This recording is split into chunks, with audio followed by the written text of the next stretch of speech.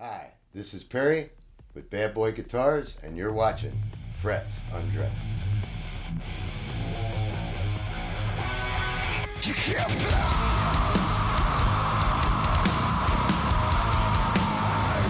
on your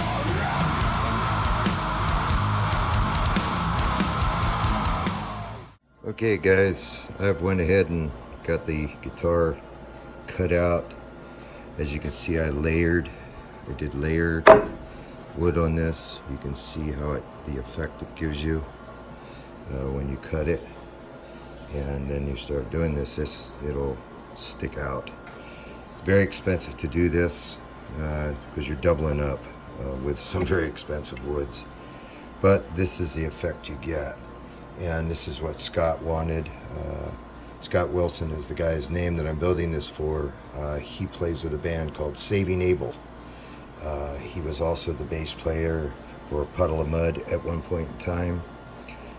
Scott's a great guy, but this is what he was looking for. As you can see, the stringer goes all the way through the body. And we'll continue on. He's having pickups wound as we speak for this thing. It's going to be a PJ bass.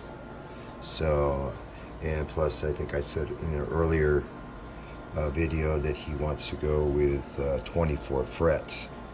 So we did a nice cut back here for him so that he can come up in here and really get up to the higher scales. So that's where we're at right now. I've made my template for his neck. Here it is.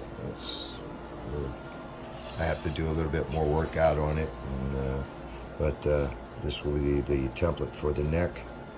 Once again, I think I said when we were building Tommy's guitar, I used plexiglass for all my stuff. You know, plexiglass tends to last longer for any kind of your templates. So that's what we're up to right now, and as I go, I'll try to get you guys more of what I'm doing on this build. Obviously, you didn't see me gluing it. I think I covered all that in earlier episodes with Tommy Gibbons' guitar on how we glued. Show you a little bit more what we're doing here. We're doing the layout.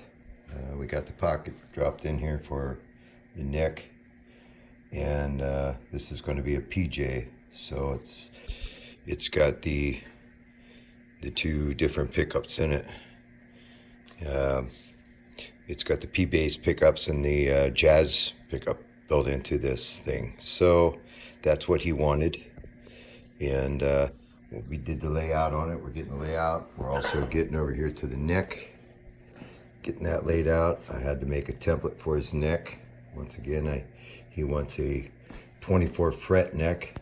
It's a longer neck. So there you go. This is where we're at right now.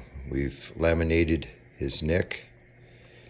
We got maple here and African Baduke and flame birch down through the center. This makes a real stable neck. Anytime you do laminates like this, the neck's going to be a little bit more stable because the wood works against the other pieces of wood. Chances of warpage and things like that are taken out of the whole thing as far as being able to warp. Not saying they can't warp, not saying they can't twist, but this certainly tries to eliminate a lot of it. So that's where we're at right now. We're going to line this up. There, as you can see, I got a center line in here. We're going to line this up. We're going to cut our slot for our truss rod, get the truss rod dropped in here, and get this thing started so we can further on with this build. So it's a build in progress, and I thank everybody that sent things in asking questions as to different things about some of these builds. If you're interested in having one built, please contact us. Love to hear from you, or even if it's just to ask a question about some of our builds. We just cut the fretboard, got that glued on. So Obviously it's going to be bound. Already got the binding done at the top. Now we're going to profile the back for sure. But that's where we're at. We got to get this thing set up, get the binding ready for it, start that, and then we'll go ahead and put the top profile on it. Profile on this gets a 15 radius on it, on the board. That's what Scott wanted. That's what he asked me to do, so that's what we're going to do.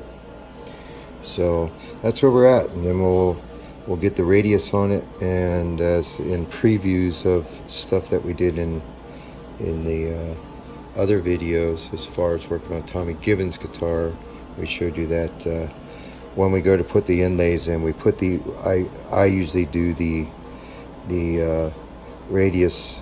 I start the radius, get the radius started, and then put my inlays in, and then finish it off by hand is how I do it. So this is where we're at with this thing. So it's coming together.